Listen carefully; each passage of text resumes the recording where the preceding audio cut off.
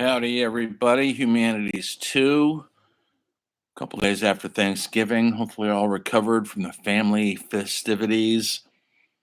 We're down on the last 6 weeks of school, so we're winding down.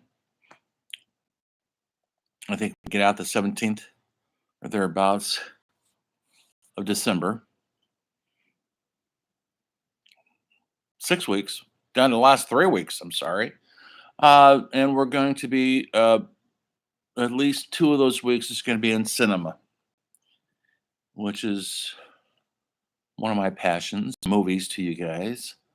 Hopefully, you've got some passions along those lines too. If you don't, maybe you'll get some. I wanted to make a few announcements. There's been some changes to the syllabus because I added more essays. No, we're not doing any more essays. The one you're doing right now is the last one. I'm just saying that one's due today, by the way. But there will be, so I had to add some more essays. This semester is long. So instead of 5, it's 8. So it up the total points. Go look at the syllabus. Now an A is 125 to just minus 10. That's an A. Minus another 10. That's a B. So you have a 10 big range there. See, they don't give out plus and minuses here at Chess College. My other college, they do.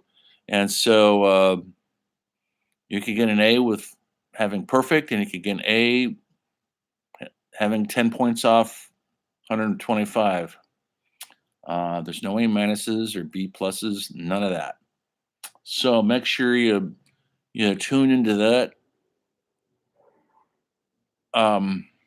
We've got 3 more assignments to do. You're going to do a quiz probably next week. Or maybe this week, I'm not sure. It's going to be on cinema, by the way. Then you have your research paper you're going to be doing. I'm going to be talking about that tonight a bit. It's worth 20 points. So all the essays are leading up to this research paper. And I will be listing the topics this week. And you'll be able to hand it in anytime between now and the end of the semester. Just do a good job, like usual. But it's worth a lot of points. So you want to make sure you do a really good job. So, and then the third thing would be your journal. Hope you're keeping up on those. You might need the 10 points. You might not think you do now, but you might. Keep on up on your weekly journal. And that will be it. That won't be due. The research paper and the journal won't be due to the last week of school. The quiz will probably be done. We might do it at the end of this week or the beginning of next week. I have a feeling. So, and that's going to be based on a documentary you watch. And I'll ask about 3 or 4 questions about it, each worth 5 points. Okay. That's what's finishing off the semester. Look at your book, the last chapters, chapter 36. It's got a great title to the last chapter.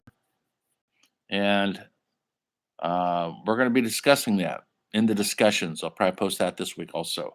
So look at that chapter. It kind of finishes it, kind of comes full circle, and it kind of sums up what we've been reading. Hopefully you've been reading it. If not, your loss.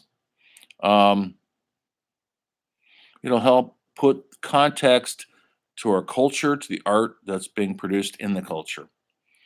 And that's what I'm trying to do in this course, is trying to get you to understand why or how this art matters in the time that it's created. And does it still matter, even 500 years after it was created? And you know the answer to that, I think. It's a rhetorical question, they say. So, check those things out. Chapter 36. Be prepared for that other stuff. Have some patience on the grading. I'm just finishing up the painters. A lot of you chose Frida Kahlo. Good choice. What I'm still looking for in these essays is not their where they were born, where they were died, who they were married to, although that helps. It's why their art mattered. So you have to talk about the art, not just talk about the person, talk about the art they created. Without that, there is no reason why they matter, but they do matter because they created this extra special thing. So keep digging on that. Keep going deeper. I don't know if anybody's listening to these lectures. I don't grade these lectures. I should. I don't. Meaning you don't get extra points for watching these. Hopefully you're watching it because I could tell some people aren't because by the questions I get, um, all my assignments, you get plenty of time to do these essays, a week. That's a lot of time. I don't spring test on you, quizzes or pop-up quizzes, whatever. Give everybody plenty of time to look at this material and analyze it. I know we all have lives. We all have jobs, hopefully. We have obligations, but we're also in college, and that's a big part of your life now, right now. So you cannot carpet it. We have to put things in perspective, but also you're in college, and we got to do the work. So when I get desperate emails from people saying they forgot to look at the assignment until Sunday night and it's due on Monday, well, uh, I don't know what to do about that. You have to look at these assignments every week, and you should watch my lectures and read the material, and you'll be good to go. If not, you're always going to be struggling and scrambling. Um, I've made this offer before, but if anybody needs to have a one-on-one meeting with me on FaceTime or Zoom, just say when, we'll go for it. Towards the end of the semester, everybody starts panicking they don't have enough points. Well, that's a good time to panic. How do you make up for it? Well, you make up for it by doing the assignments and doing them awesome. That's how you get your grades. Don't wait to the last minute and not do anything, then expect a bunch of extra credit on extra credit things won't happen. Okay. On that happy note, we're starting movies. Who here likes movies? Who here loves movies? Who here doesn't really care? Do you like to go into the movie theater to watch them? And I know it's been weird since the pandemic. Do you like going out to the movie theater, eating some popcorn, having a beverage, watching the newest John Wick movie? Or do you like staying at home and not having to get dressed up and having a snack while you're watching a movie? Do you like, what kind of movies do you like? Sci-fi, horror, dramas, comedies, rom-coms? There's a ton out there. What's your favorite genre? Do you have one? Why is it your favorite genre? A lot of kids, students will say they go to movies because they want to be taken out of real life for an hour or two. Okay, that's legitimate. I spent my whole entire life going to the movies because I think I wanted to avoid real life. That's all right. Gotta have somewhere to go. Um,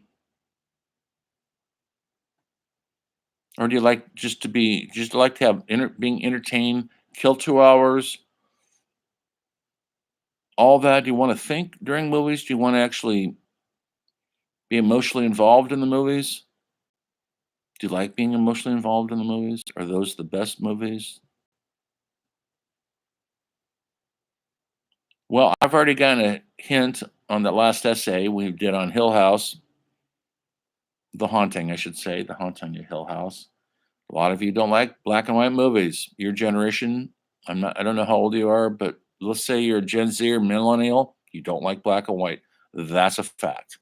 I've taught this class for 10 years, and the moans and groans I get every time I put on a black and white movie from the olden days, it's incredible. But that's where our most brilliant movies come from, I'm afraid. You'll never see a better movie than Citizen Kane by Orson Welles, or Persona by Ingmar Bergman, or On the Waterfront by Elia Kazan, or Casablanca with Humphrey Bogart, all in black and white. And I should say glorious black and white. Black and white was a fact. They didn't have color film. It was an expensive process. It didn't become standard, really didn't become standard until the 50s. And the reason why that was because television kind of wiped out the movie market. People started staying home and watching TV for free, which was in black and white, by the way. Nobody had color TVs. There was no color television to be had. So from the 1950s until the early 60s, there was no color television. They weren't filming them in color. And nobody sold the color TV. You couldn't go down to Montgomery Ward's or Sears and buy a color TV. There were no such thing. Hard to believe, isn't it? And so people from that era grew up with black and white. They accepted it. And seeing something in color was a wonderful experience. A couple early color movies. Well, they were tinting color. They're tinting black and white films in the silent era. They weren't considered color, but they would paint the frames in a tint. Say if it's there was a horror movie, they'd paint it red for danger, or blue if the person is sad. They would tint it. So they were playing around with color schemes even as far as back as the silent films, and that lasted from 1900 to about late 1920s. And so the technology was always changing. But really, color became standard mostly in the 1950s because that Hollywood had lost their audience to television, and they had to get them back somehow. And you couldn't see a big color movie on your TV. Impossible. You could see it at your local movie theater, though. But a lot of people, great directors like Alfred Hitchcock and Elia Kazan, still were not making movies in color because they preferred black and white. Orson Welles said black and white is the holy truth. Now, was he saying that because he's a blowhard, a know-it-all? Well, he did a couple of greatest American movies ever made in the history of cinema. Other than that, black and white narrows your focus. Right now, you're looking at me in color, and you see all the crap behind me. It could distract from what I'm saying or doing. If it was just in black and white, you wouldn't pay attention to so much of the background. You'd mostly pay attention to this. And black and white makes you focus your attention. You don't lose it in a plethora of color schemes that could get busy. I mean, a great example of busy color would be a Disney movie. It's busy with color.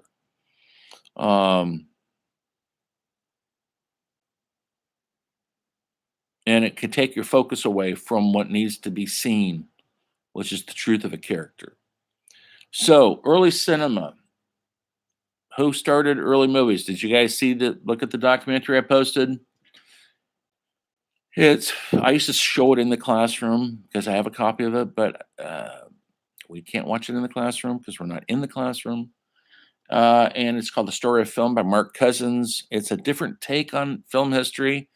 It's called The Story of Film, not The History of Film, because it is an odyssey. It's a story, and it's always changing. And he has a global vision of it, not just Hollywood centric. And but for most practical purpose on this cinema, what we're going to be dealing with is mostly going to be American cinema. We'll touch on some other ones, but we don't have that much time to touch on Asian cinema coming from South America, Africa, Europe, obviously, England. We'll try to do the best I can in this brief time we study cinema. Movies are a universal language. Unlike any other art form, they are a collective art form that we need to see it together. usually in groups of people and an audience, like theater, not like going to a museum by yourself and looking at an individual painting. You don't need anybody for that. But if you go to a movie theater, why do we do it? Because sit in a dark theater with a good screen, hopefully and good sound, and but we're sitting with strangers experiencing something together.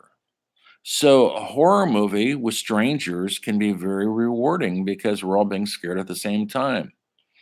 We're all feeling these emotions if the has done his job or her job.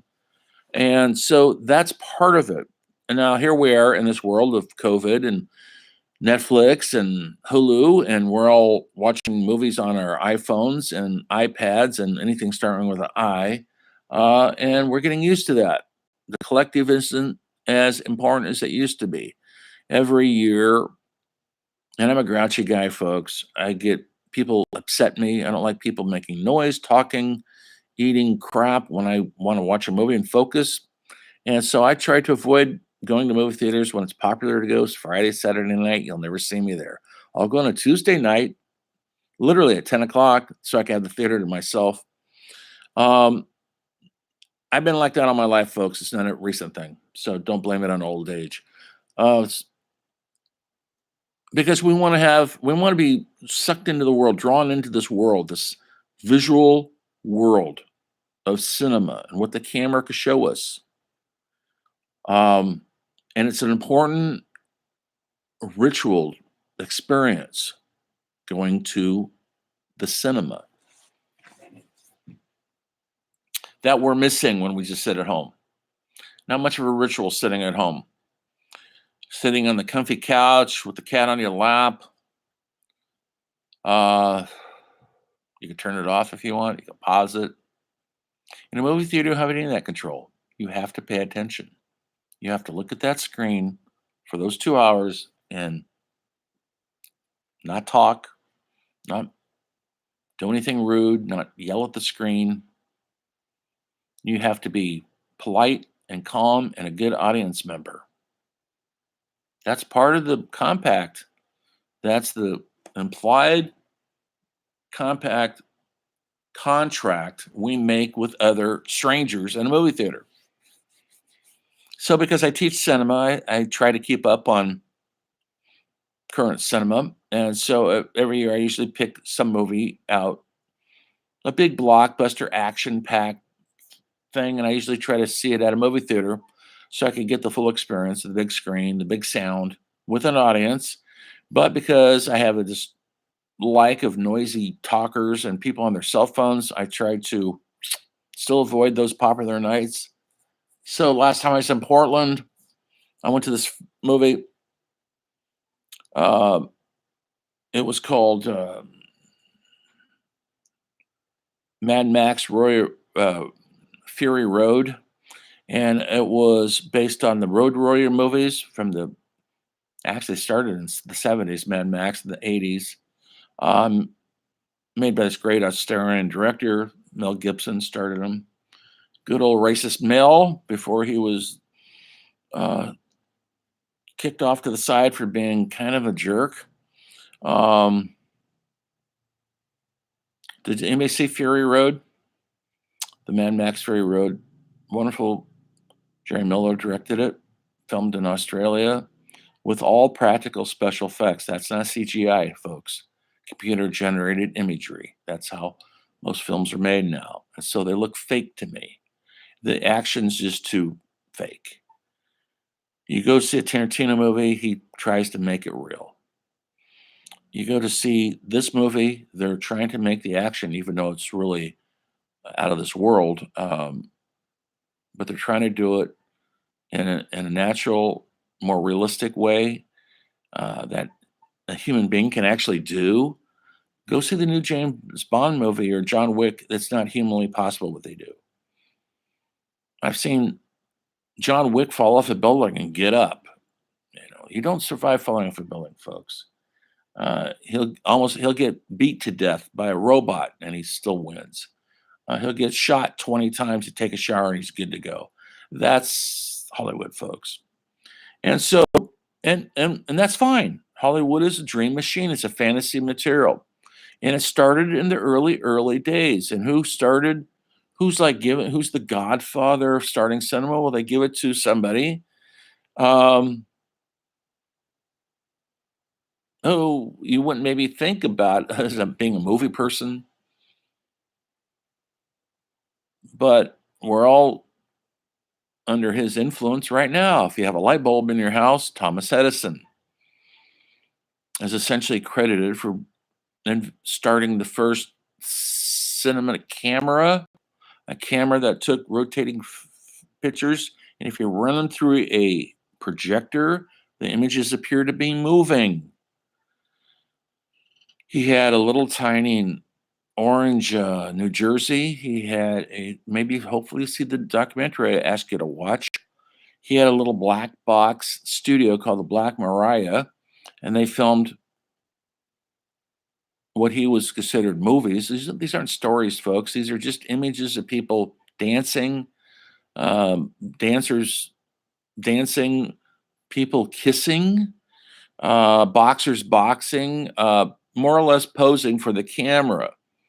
And it was a mind blower. People never seen people move before. And then they had these little machines called Nickelodeons. You put a nickel in, that's why they're called that, and you'd watch a horse running, or people walking on the street, or a train coming at you. And it was literally a revolution. Never seen anything like this. In France, the Lumire brothers were coming up with the same stuff. And that's in the documentary I asked you to watch, part one. And you'll see some samples of their early works. The French, in a way, invented so much of the language of cinema. Cinema, there's a word. That's not an American word. Film noir. There's a whole, if we're in my other class, I have a book of terminology. You don't need to know all this stuff. But so many of the terminologies come from French. They essentially started that language. And the Lumire brothers, what their revolution was, they saw an audience for this stuff, bigger than a Nickelodeon, which was a box like what can I compare it to? A slot machine or something. You looked into this box, you could look down, you could see these images. And they thought, let's put it in a theater people could actually sit down in chairs and they could project this stuff on a large screen. That's them. Lumiere. It's a French word. Illuminate. There's a chain of theaters in the United States called the Lumire Theaters. It's been around forever. And they came up with this idea of charging somebody to come in and watching these images on a screen. Well, people just didn't want to watch images anymore. They wanted something more, like a story. And so then there was filmmakers like George Meillouf, hopefully I'm pronouncing that right. French filmmaker who made some of the earliest stories in cinema. These are only 10 minutes long, 6 minutes long. He made one that was a revolutionary sci-fi movie called Trip to the Moon. Maybe you've seen pictures of it. Made in 1905, folks, before no sound. These are silent films because they didn't have the technology yet to do sound. They're all in black and white, although he tints some of the frames. And it's about these scientists going to the moon. It's really absurd. It's almost psychedelic. It's really absurd. But that's what they thought was going on at the time. I should make you guys watch a little bit of it at least on YouTube so you know what I'm talking about. People loved it because it was telling a story. People in costumes, and the filming is really primitive, kind of like a play. The camera's the audience, and the actors are up on stage. Along comes other filmmakers like D.W. Griffith, and he decides to bring the camera in close ups on people's faces, never been done before. And so he essentially is the godfather of that. And others people were doing the same similar things because people wanted to see closer than sitting back in the theater and watching it up there. They wanted to be in close to these actors. He made a film called Birth of a Nation, set in the Civil War, and it was a revolutionary film. The technology that they created on that had never been done before. The camera moved. They came in for close-ups. There was sound, folks, not verbal sound, but it was set in the Civil War. They would have the battle sequences. They would put in uh, random sound effects like cannon fire and gunshots, and there was music. Silent films are never silent. There was always music. What usually happened in the movie theater, there'd be a musician in the theater itself. It could be somebody on a piano, or it could be a small, little, tiny orchestra, and they would play to the images on the screen. And so the more action-packed it got, the more frenzy the music came. If it was a love scene, the violins would come out. And so people were experiencing sound, just not people talking. There was no talking because there was no microphones yet. That's going to come. And again, another earth-shaking change. Now, the early cinema, which started in the early 1900s, the world was what they call the industrial age. What's going on in the world at large? Well, people in cities and stuff, some people are driving cars. Few. We're going from Aquarian, meaning farming, to industrial. The industrial age, we're making steel, we're making machines for the first time. The technology is making us expand as a culture, and movies expanded right along with the technology. The more technology happened, the more audiences demanded in their films they're watching. One of the first story films to ever take place in this country is called The Great Train Robbery. It's only 12 minutes long. That was a long time, folks, in those days. And it's essentially a train robbery set in the Old West. It's on YouTube. All this stuff's on YouTube. And it's in that documentary I'm asking you to watch. At least there's clips of it. And people wanted more. They couldn't get enough. All of a sudden, visionaries saw a future. Money could be made. And so the stories became elaborate. Birth of Nations, a 2-3 hour movie, folks. People had the patience to sit through it. The problem with that film is it's a racist film, blatantly racist. In the film, the South African American slaves escape and they start ravaging the countryside. They're depicted very poorly. Mostly it's white actors painted black, by the way. And when they take over a house to try to break into the house to, hate to say it, get the women, kill the men, who knows what they're going to do with the children. They're defending themselves in the house. They're being surrounded by the black slaves. And who comes to save the day? Not the army, not the cavalry, folks. The Ku Klux Klan. That's right. And it's a heroic moment. They come in, 100 of them in their white robes on horseback, and they shoot everybody, and they disperse and the slaves, and they saved the day. The Ku Klux Klan are the heroes of the movie. This movie was so popular at the time. Woodrow Wilson, who was the president, loved it so much he had screenings at the White House. It was so popular that the recruiting centers for the KKK increased. They recruited up to 150,000 guys in 1 year because people thought they were the heroes of the day.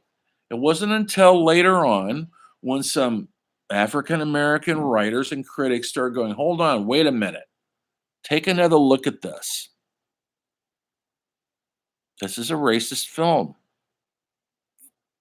D.W. Griffith, who was born in the South and was raised like that, said in his defense that he was only depicting what he grew up with.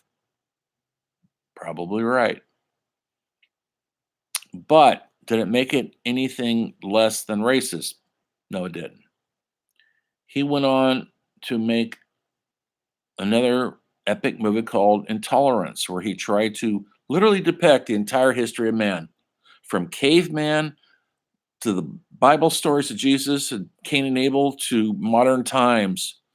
That was made after this. We're talking 1915 in that area. And it's an incredible movie. It was kind of his apology for making the racist film. But D. Duffy really never recovered from being with that asterisk on his name. And he didn't make many movies, and he died early in the 30s. And he's kind of got that reputation of being a bigoted filmmaker, which is too bad because the films are very much worth watching, and they're a good history lesson. And the technology is what made modern cinema. There would be no, I'm not kidding, Steve Spielberg without D.W. Griffith. That's how important his technology was. Okay, kids, I don't want to overwhelm you with this stuff, but I'll be talking later on this week. I'm going to try to get through the decades really fast, but we're in the black and white silent era right now. And we're going to come into World War I, which is a major game changer in the culture we're living through. Women don't have the rights to vote. Jim Crow is still throughout the land. But things are going to change, and cinema is going to help change it. See you next time. The story of film continues.